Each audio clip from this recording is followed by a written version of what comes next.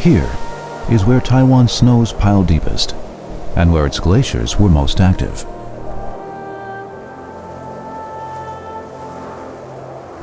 Glaciers shape today's Mount Xueshan, the mountain known to the Atayal as Vabo Hagai. The jagged ridgeline extends outward from Mount Xueshan's majestic peak. Mixed coniferous and deciduous forests, and forests of cypress, fir, and single-seed juniper occupy different elevation strata here, carpeting the mountainside in fetching shades of green and forming the resplendent Shengleng Canopy.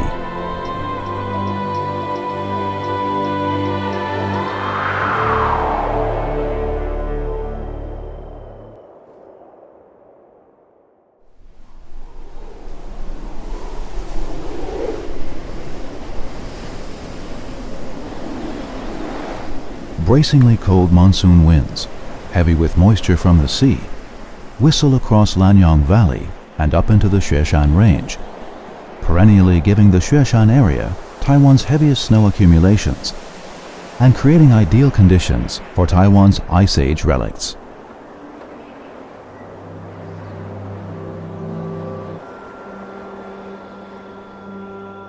Single-seed junipers, Taiwan's longest-lived trees, have watched the passing of 3 millennia.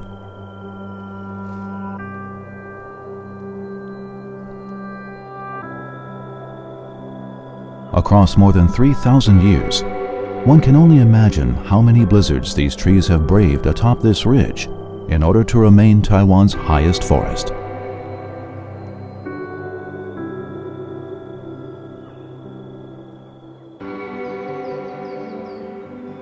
Taiwan white fir forests sit slightly lower than the juniper forests along Xueshan Cirque. Standing proud and tall, even the sounds of foraging animals echo crisp and clear through these sparingly adored fir stands in winter.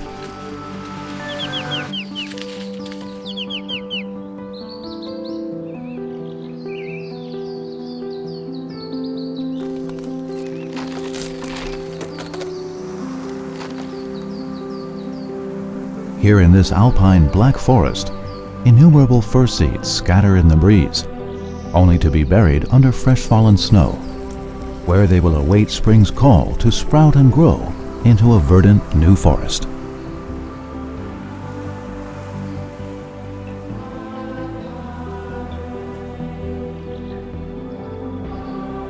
The canopy, the highest part of a forest, is analogous to the forest's skin. It sends messages and lets trees breathe. Covering over 20% of the Earth's land, it's no wonder that these canopies are called the 8th continent.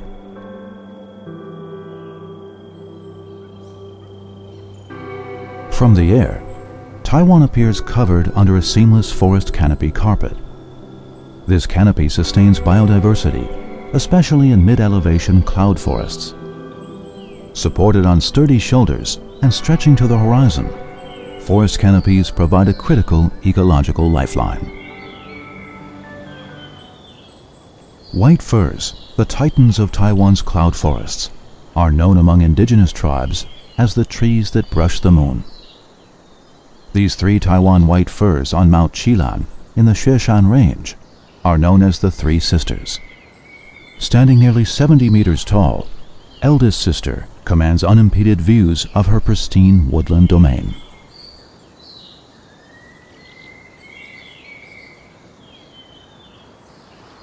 Leaves are autotrophic power generators, turning sunlight into the energy needed to grow new branches and expand skyward.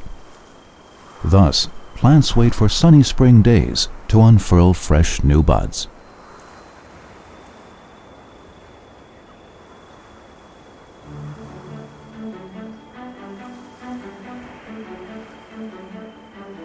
The moment has finally arrived.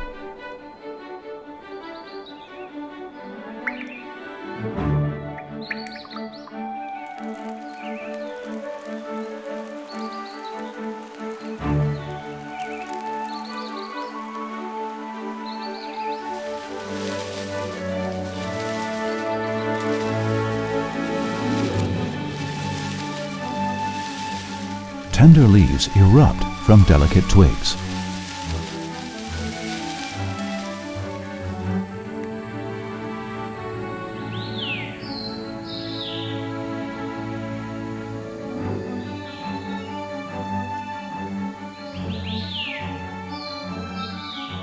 Touched by sunlight, the chloroplasts spring into action, creating the nutrients through photosynthesis necessary to perpetuate the forest energy cycle.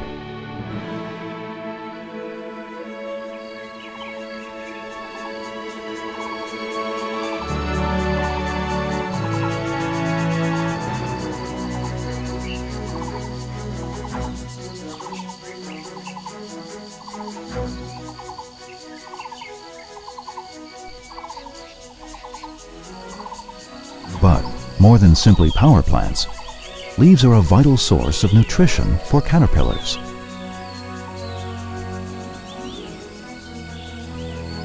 Caterpillars are notoriously eager eaters. From day one, they eat and eat until at some 2,000 to 3,000 times their initial size, they cocoon and then emerge transformed. However, their feeding frenzy turns the canopy into disheveled shambles. Openings in the canopy attract female tits in to feed. While back in the nest, chattering chicks hungrily anticipate their next meal. Regular analysis of nest boxes tell Shei-Pa National Park researchers that wild bird diets in regenerated forests are less diverse. By contrast, bird diets in natural forests are more diverse and heavy with caterpillars.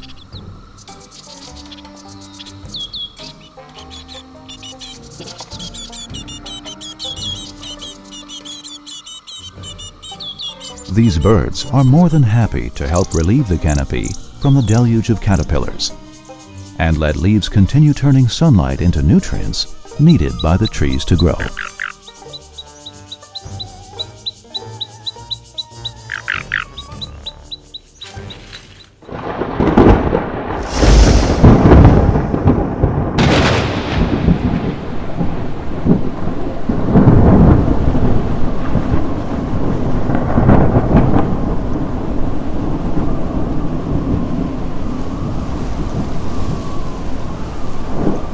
Afternoon clouds roll in across the forest, setting the stage for a downpour.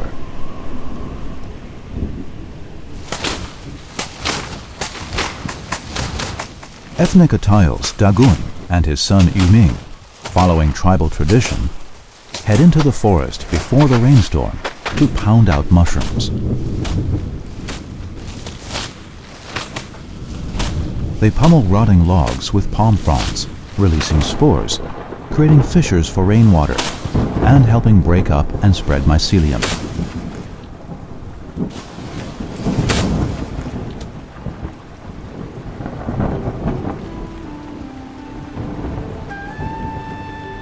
Rain bathes the forest and saturates the soil, setting the stage for mushrooms to flourish.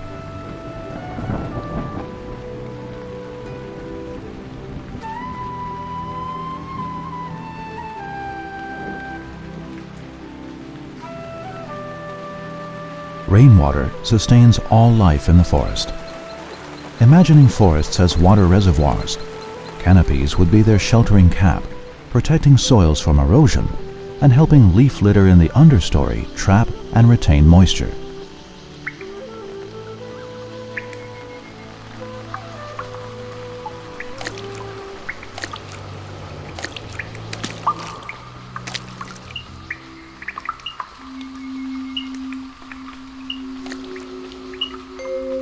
Tree frogs, active in the forest canopy, happily use waterlogged crevasses to rear their young. Researchers have found tree frog activity as high as 20 meters above ground in the forest.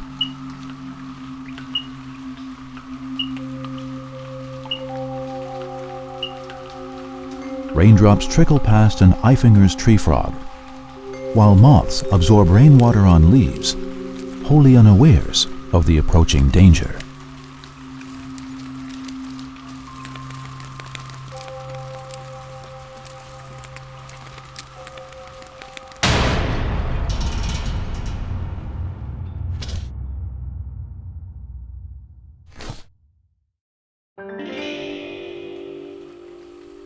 Weighing in at just 10 grams, this bat species flits to and fro in the forest canopy, feeding on small insects and spiders.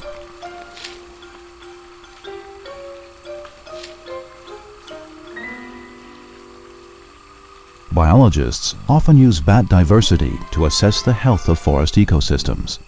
Bats not only help keep these ecosystems in balance, but are also important plant pollinators. However, although Shei-Pa National Park is home to nearly 30 bat species, all are insectivores. What then pollinates the mucuna trees?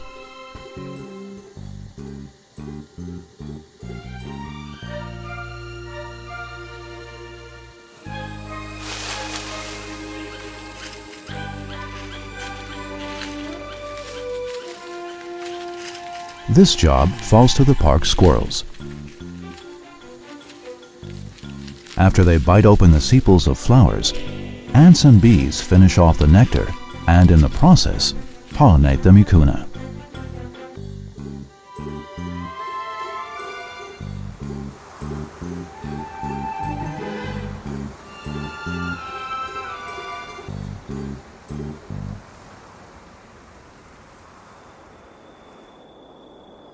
Taiwan's afternoon thunder showers come and go quickly, and sunlight is soon shining down once more. As dusk draws near, a beautiful rainbow marks the end of another day.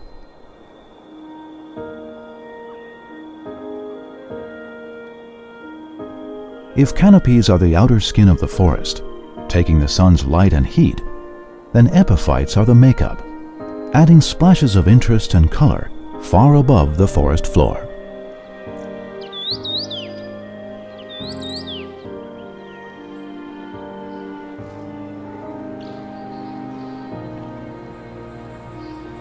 Humidity condenses into fog in the canopy. Particulates in this fog are nutrient-rich, and in combination with sunlight, provide more than enough sustenance to maintain epiphytes in this lofty domain.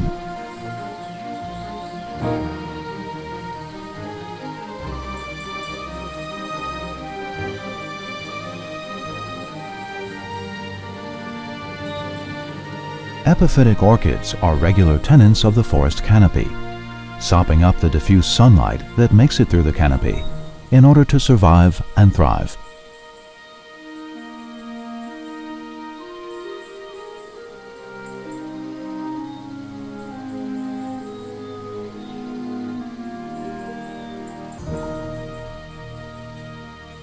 Of all the forest's epiphytes and parasites, the story of Scurrula lonicerifolia and the flower pecker is particularly compelling.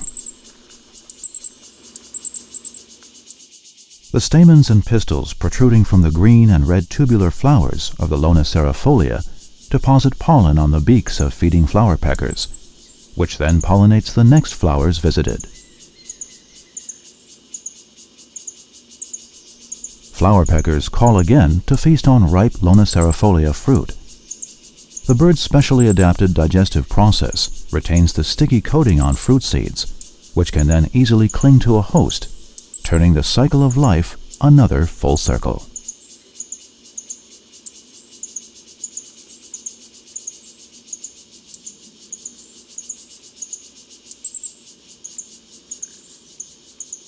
Lonicerifolia seedlings draw moisture and nutrients from their hosts and grow to flower and fruit, giving flower peckers nectar and fruit and taking lonicerifolia forward yet another generation.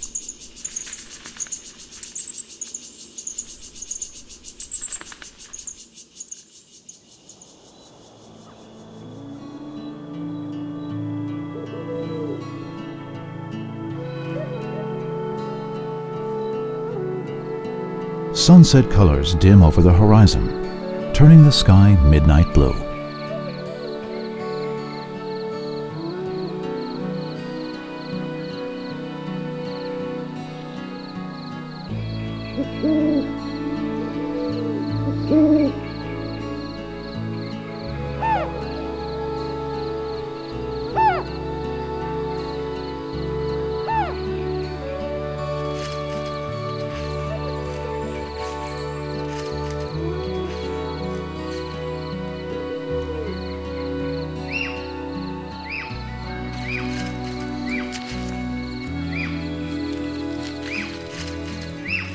Under a brilliant moon, a white-faced flying squirrel eats its fill, making the most of this solitary smorgasbord.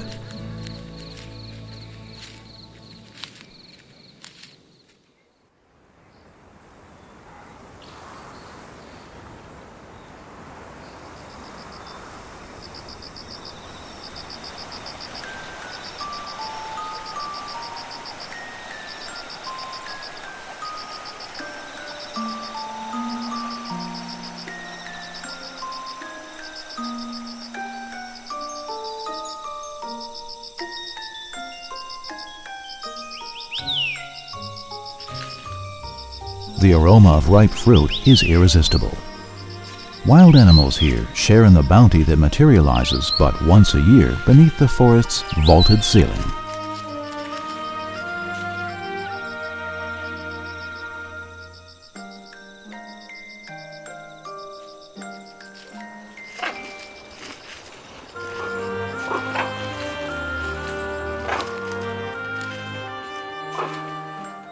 Formosan striped squirrels are seasoned forest gourmands with an onboard biological GPS that guides them to in-season canopy fruits, allowing them to navigate the forest's sea and land the tastiest ripe fruits.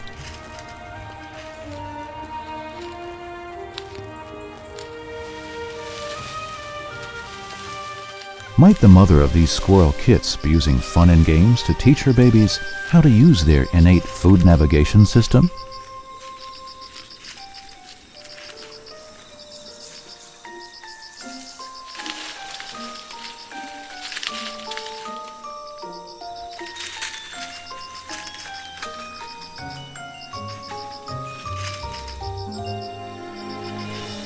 Red-bellied tree squirrels, masked palm civets, and Reeves' muntjac await expectantly on the forest floor to feast on seeds dropped from above, while showing up like clockwork 3 times a day waiting for the manna from the canopy. They are also doing their part to spread forest seeds far and wide.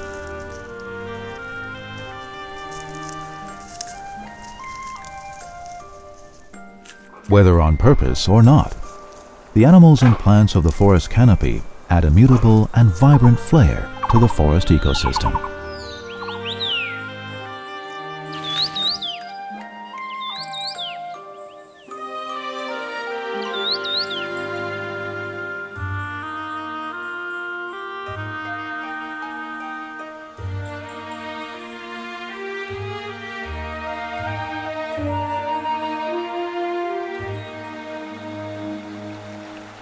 Chilly winds paint forest leaves in shades of autumn, which also stunningly adorn its migratory visitors.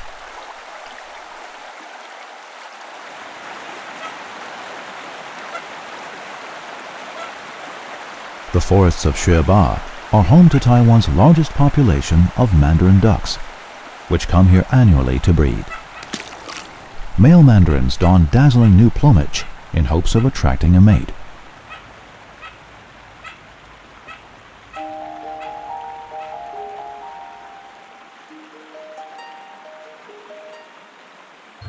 After being fertilized, females retreat in search of a suitable nook in the forest.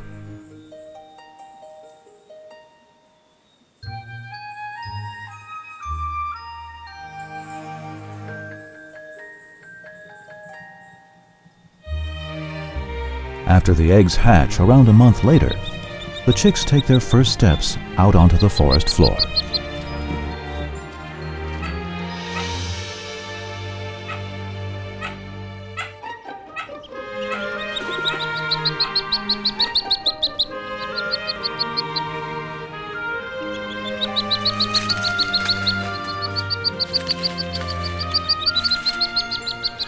The soft and springy forest understory provides a bouncy playground for newborn mandarin duck chicks.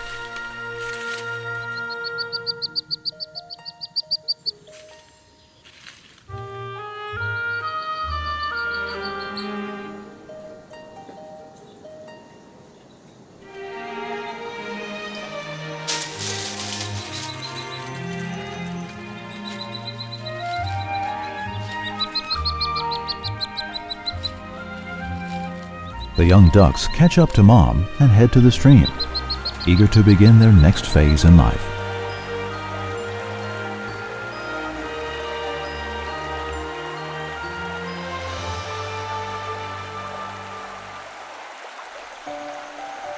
Canopies are more than ecosystems and the vital lungs of the forest.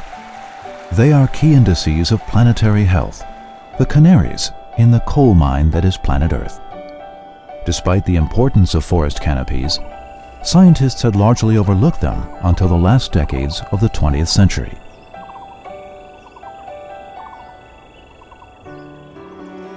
Canopy walkways were first introduced some 2 decades ago with the opening of the Canopy Walkway in Kinabalu Park in Sabah, Malaysian Borneo, letting the public experience the thrill of a stroll through the treetops.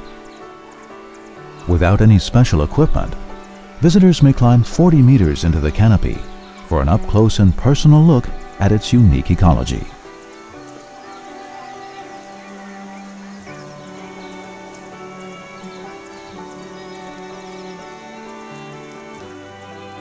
Shei-Pa National Park's 2009 Dependent Plant Survey documented the diversity in canopy ecologies. Looking to open the park's canopy ecosystem to both researchers and the public, the National Park opened Taiwan's first canopy walkway in 2013, spurring a wave of domestic research interest in forest canopy insects, birds, mammals, and dependent plants. The skywalk gave the public new perspectives on the forest and gave researchers new directions for study.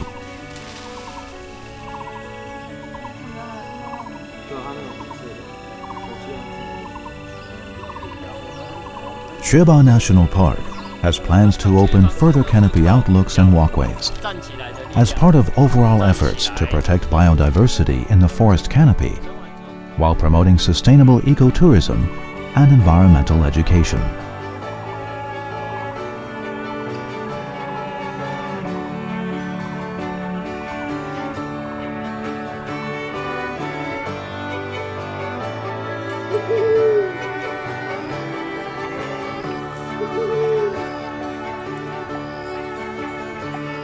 Beneath the stars in Shengleng, the annual cycle of the seasons propels the cycle of life in the Shei-Pa Forest Canopy and relates the vibrant story of life in Shei-Pa National Park, accentuating the brilliant vitality here in this splendidly special place, the Shengleng Forest Canopy.